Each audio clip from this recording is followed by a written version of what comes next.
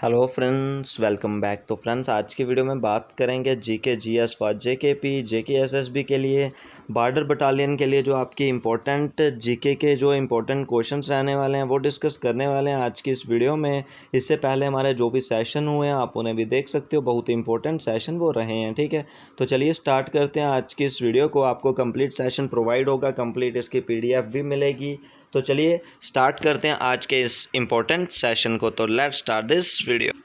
तो जे आ जाएंगे फ्रेंड्स आपके इम्पोर्टेंट जो क्वेश्चंस आ जाएंगे। Second largest planet in our solar system. तो कल भी हमने सोलर सिस्टम का डिस्कस किया था, लेकिन उस पर वीडियो पे रिस्पॉन्स कोई भी नहीं आया। चलिए अपना प्रोसेस हम कंटिन्यू रखेंगे। तो second largest planet in our solar system, Venus, Saturn, Uranus, Earth. ठीक है, जब 4 प्लैनेट आपके हो जाएंगे तो ऑप्शन आपको दिए हैं सेकेंड लार्जेस्ट प्लैनेट बताना है। ठीक है, 8 प्लैनेट्स आ जाते हैं, Mercury, Venus, Earth, Mars, Jupiter and Saturn. तो सेकेंड लार्जेस्ट आपने बताना है। देखिए, सबसे जो बड़ा प्लैनेट आ जाता है वो कौन सा हो जाता है, हमारा यूपिटर। ठीक है, कौन सा हो जाता है, यूपिटर प्लैनेट। और यूपिटर की मैं खासियत बताऊँ आपको, यूपिटर में 79 जो सैटेलाइट्स हैं वो हो जाती हैं। ठीक है, कितनी सैटेलाइट्स हो जाती हैं, 78 सैटेलाइट्स हैं जो हो जाती हैं। उसके बाद आता है जो सेकंड लार्जेस्ट प्लैनेट है वो है सैटर्न, जिसमें 82 सैटेलाइट्स हो जाती हैं। ठीक है, ये सब आपने याद रखना है सैटर्न के अकॉर्डिंग, जिसमें मैक्सिमम नंबर ऑफ सैटेलाइट्स हैं जो सैटर्न में होती हैं। ठीक है, उसके बाद नेक्स्ट मैं बात करूँ यूरेनस में। यूरेनस में 27 नंबर ऑफ सैटेलाइट्स होती हैं।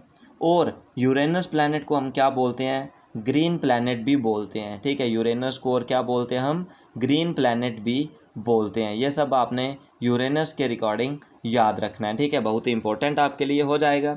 और अर्थ तो पता है, ब्लू प्लैनेट हम इसको बोलते हैं। ठीक है, चलिए नेक्स्ट क्वेश्चन की तरफ। The nearest planet to the sun is. Sun के पास कौन सा नज़दीकी प्लैनेट है, वीनस, अर्थ, मार्स या मरकरी। ठीक है, सन के पास आपने बताना है। तो सन के पास जो हो जाएगा mercury. Mercury is the smallest planet और सन के बिल्कुल नियरेस्ट हो जाएगा। ठीक है, मरकरी में नंबर ऑफ सैटेलाइट्स कितनी हो जाती हैं, 0 हो जाती हैं। और मरकरी के मैं बात करूं, सबसे फास्टेस्ट रेवोल्यूशन करता है सोलर सिस्टम में। और मरकरी जो सबसे छोटा प्लैनेट हो जाता है, स्मॉलेस्ट प्लैनेट। और बात करें मरकरी की, जो नियरेस्ट प्लैनेट है सन के पास। ठीक है, और चलिए नेक्स्ट क्वेश्चन कर लेते हैं हम। Biggest planet in our solar system. हमारे सोलर सिस्टम में सबसे बड़ा कौन सा प्लैनेट हो जाता है, अर्थ, सैटर्न, यूरेनस या यूपिटर। तो biggest planet in our solar system क्या हो जाएगा, Jupiter is the biggest planet in our solar system. Jupiter सबसे बड़ा प्लैनेट जो हो जाएगा। ठीक है, तो यूपिटर प्लैनेट सबसे बड़ा है। यूपिटर में नंबर ऑफ सैटेलाइट 79 है। और यूपिटर की बात करें, यूपिटर जो बिगेस्ट प्लैनेट हो जाएगा। और बिगेस्ट सैटेलाइट जो गैनामीड है वो भी कहाँ पे हो जाएगी, यूपिटर में हो जाएगी। ठीक है, तो ये भी आपने याद रखना है। उसके बाद यूरेनस बात करें, जिसको हम क्या बोलते हैं, ग्रीन प्लैनेट बात करते हैं। ठीक है, यूरेनस आपने याद रखना है।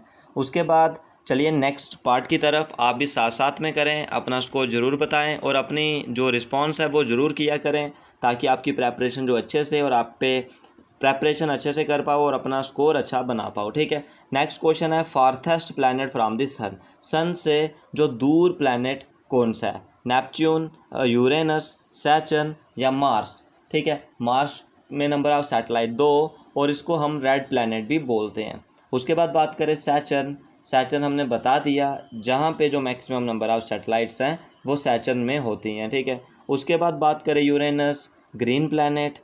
ठीक है, उसके बाद नेपच्यून, जो नेपच्यून आ जाता है 14, इसमें सैटेलाइट्स होती हैं। और सबसे जो दूर प्लैनेट है सन से वो हो जाता है।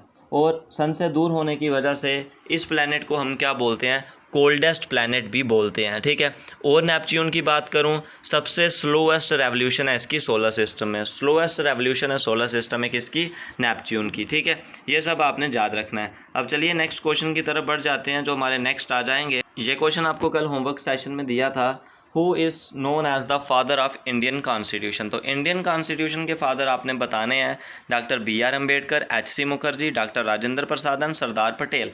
तो इधर हमारे फादर ऑफ इंडियन कॉन्स्टिट्यूशन कौन हो जाएंगे, option number A doctor BR Ambedkar, जो फादर ऑफ इंडियन कॉन्स्टिट्यूशन होंगे। और कॉन्स्टिट्यूएंट असेंबली को 2 साल 11 मंथ और 18 दिन लगे थे क्या करने के लिए, कॉन्स्टिट्यूशन बनाने के लिए।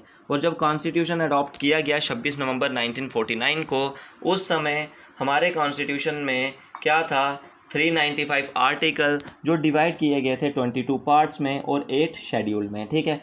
लेकिन जो कॉन्स्टिट्यूशन था वो फोर्स में आया 26 जनवरी 1950 को, जिसको हम बोलते हैं रिपब्लिक डे। उसके बाद एच.सी. मुखर्जी की मैं बात करूं, एच.सी. मुखर्जी जो इलेक्ट हुए थे वाइस प्रेसिडेंट 11 दिसंबर 1946 को, किसके वाइस प्रेसिडेंट इलेक्ट हुए थे, फर्स्ट मीटिंग थी जो कॉन्स्टिट्यूएंट असेंबली की, ठीक है। उसके बाद डॉक्टर राजेंद्र प्रसाद ये प्रेसिडेंट सिलेक्ट हुए थे किसके, कॉन्स्टिट्यूएंट असेंबली के। ये सब आपने याद रखना है, ठीक है। चलिए नेक्स्ट क्वेश्चन की तरफ। The constituent assembly took 2 year 11 month and dash day, कितना समय लगा था, 2 साल 11 महीने और 18 दिन कॉन्स्टिट्यूशन को कंप्लीट करने में, जो डॉक्टर बी.आर. अम्बेडकर ने कॉन्स्टिट्यूएंट असेंबली के माध्यम से क्रिएट किया था। Next, the constitution is adopted in on 26 नवंबर। 26 नवंबर कब अडॉप्ट किया गया था, वो 26 नवंबर 1949 को। तो 1949 को वो अडॉप्ट किया गया था, जिसमें क्या क्या कंटेन था, प्रीएम्बल था, 395 आर्टिकल थे और 22 पार्ट्स थे और 8 शेड्यूल थे। अभी बात करें 12 शेड्यूल जो हो जाते हैं इंडियन कॉन्स्टिट्यूशन में, ठीक है।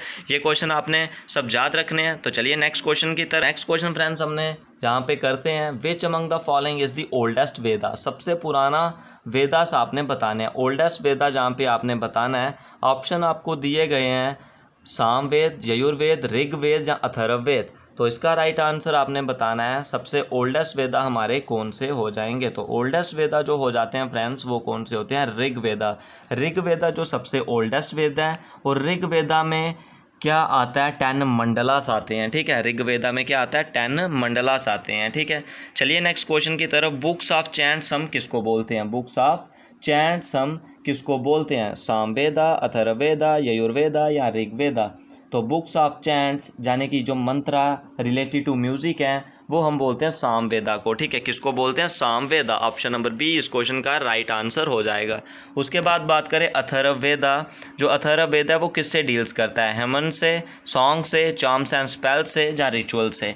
तो इसका क्या हो जाएगा आपका, अथर्ववेदा जो किससे डील करता है वो करता है चार्म्स एंड स्पेल से, यानी कि जो मैजिक फार्मूले होते हैं उनसे डील कौन करता है, अथर्ववेदा। ये सब आपने याद रखना है।